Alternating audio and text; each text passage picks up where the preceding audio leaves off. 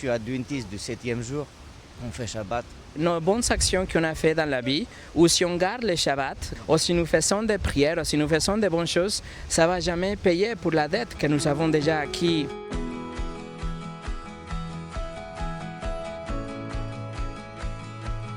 Denis, qu'est-ce que vous pensez que ça se passe après la mort?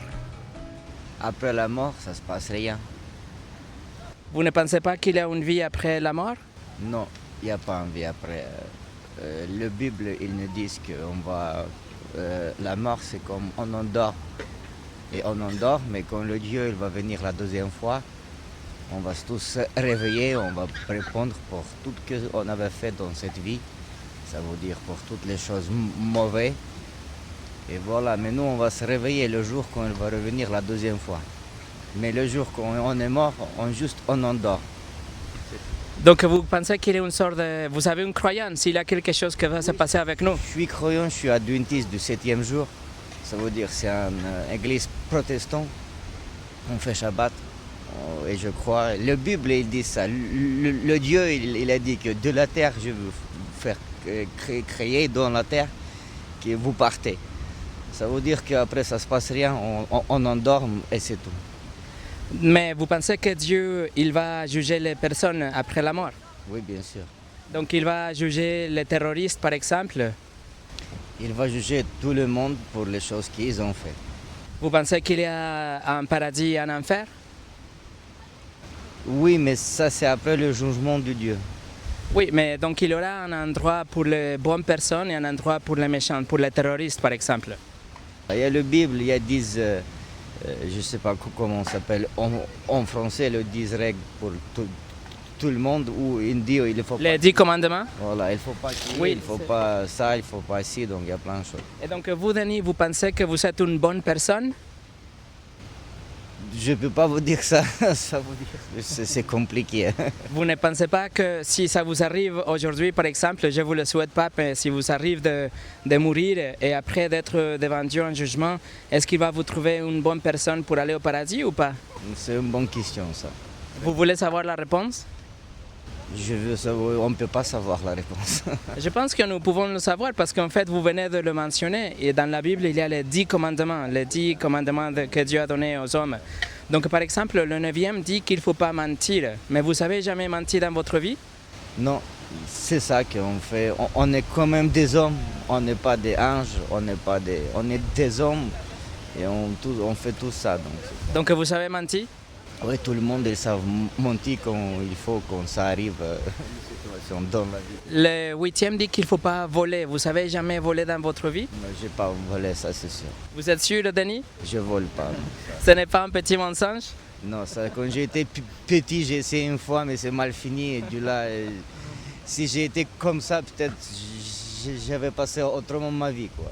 Mais si nous avons volé, même si ce sont des petites choses, ou même si par exemple on a volé de temps à notre patron, vous travaillez, il vous paye pour travailler 8 heures, mais vous travaillez que 7h30 parce que vous passez 30 minutes au téléphone, etc.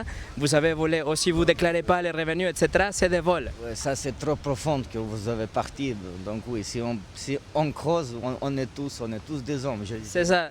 C'est ça, donc on a tous un problème parce que nous avons tous menti et tous volé. Le 7e commandement dit qu'il ne faut pas commettre de l'adultère, c'est-à-dire si vous êtes marié, il ne faut pas aller avec une autre personne. Mais Jésus dans la Bible, il a dit que si on regarde quelqu'un avec la convoitise, nous avons déjà commis de l'adultère. Vous avez jamais fait ça, regarder une femme avec la convoitise? Mais on regarde tous quand il y a une belle femme, mais juste un regard, c'est comme une belle voiture, tu vois, il passe devant toi, tu le regardes, mais tu ne vas pas conduire quand même. Mais il y a une différence. Mais je sais que c'est mal. Il y a une différence entre regarder une belle femme et une autre chose d'avoir la pornographie dans notre imagination. Et ça, c'est le problème. Ça, c'est le problème. Ça, oui, je suis d'accord. Aujourd'hui, il y a un grand problème dans la communauté avec ça. Mais bon. Ok, la dernière question, le dernier commandement. Le 6e dit qu'il ne faut pas tuer. Mais encore une fois, la Bible dit que si on a la haine vers quelqu'un, nous avons commis déjà un meurtre dans notre cœur. Vous avez jamais détesté une personne? Écoutez, je répète qu'on est tous nés on est tous ces hommes. Donc ça arrive, mais pas détester tel que je le souhaite mal, non. Ça, mais c'est ce C'est ce que j'ai voulu vous partager, Denis, que nous avons tous transgressé le commandement de Dieu. Et donc si Dieu... Quatrième, est-ce que vous respectez le quatrième? Oui, le Shabbat. Ouais, c'est ça. Oui, nous respectons le Shabbat aussi, parce que nous gardons... Le Shabbat, vous achetez pas, voilà. Nous- Le Shabbat ou pas?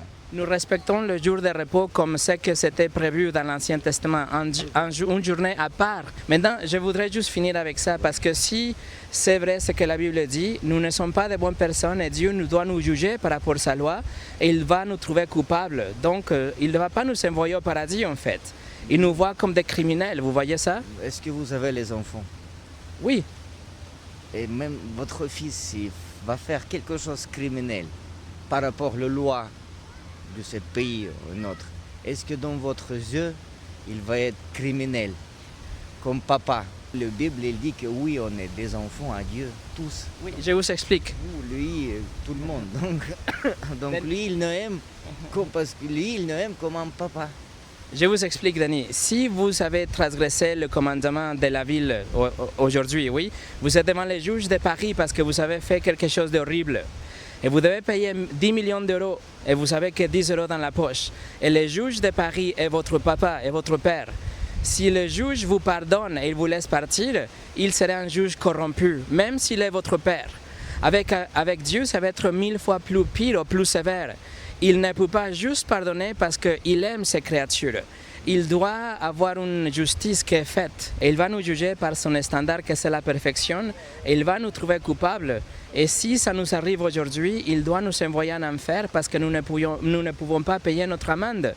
Donc ce qu'il nous faut, Denis, ça c'est la réponse à toutes les questions. Ce qu'il nous faut, c'est quelqu'un qui va payer notre dette. C'est quelqu'un qui va satisfaire la justice. C'est Jésus qui... Exactement, c'est ça.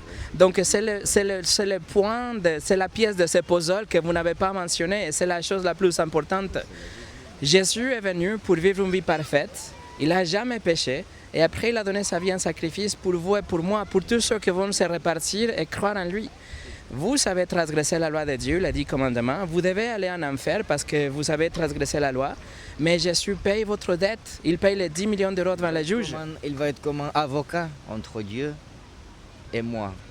C'est ça, c'est ça. Il paye votre dette, il est un avocat et maintenant la justice est satisfaite. Le juge de Paris, même s'il est votre père ou même s'il était votre pire ennemi, s'il est un bon juge, il doit vous laisser partir parce que quelqu'un a satisfait la justice, quelqu'un a payé pour vous et c'est ce qui s'est passé avec Jésus.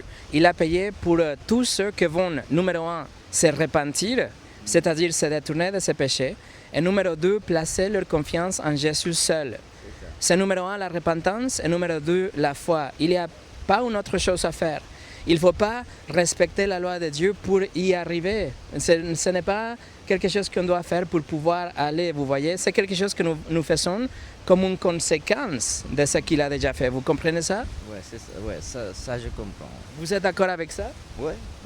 Mais Denis, ce que la Bible dit, c'est que si vous avez la repentance et la foi en Jésus, vous allez être une nouvelle personne, vous allez être né de nouveau et Dieu va vous donner son Saint-Esprit pour que vous puissiez résister à la tentation et à toute l'influence des démons et de Satan et des autres.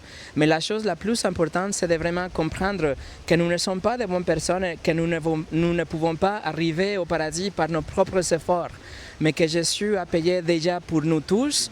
Mais si nous avons la repentance et la foi, nous pouvons avoir la vie éternelle et le pardon des péchés. Je vous invite, je vous encourage juste à faire ces deux choses, avoir la repentance et la foi, parce que même si vous pensez que parce que vous êtes adventiste, vous avez déjà la vie éternelle, peut-être vous avez appris des choses qui ne sont pas justes, qui ne viennent pas vraiment de la Bible, mais qui viennent des traditions et des autres personnes qui ont écrit des bouquins, des livres, des pamphlets et des choses comme ça. Mais si vous vous approchez de la Bible tout seul, vous allez trouver la vérité et c'est ce que je viens de vous dire. Denis, je vous encourage de penser à ces choses parce qu'il n'y a rien de plus important que votre éternité. Ça va pour vous? Ouais, ça va. Vous avez raison totale, je peux rien ni rajouter, ni... Je peux vous serrer la main? Oui, bien sûr.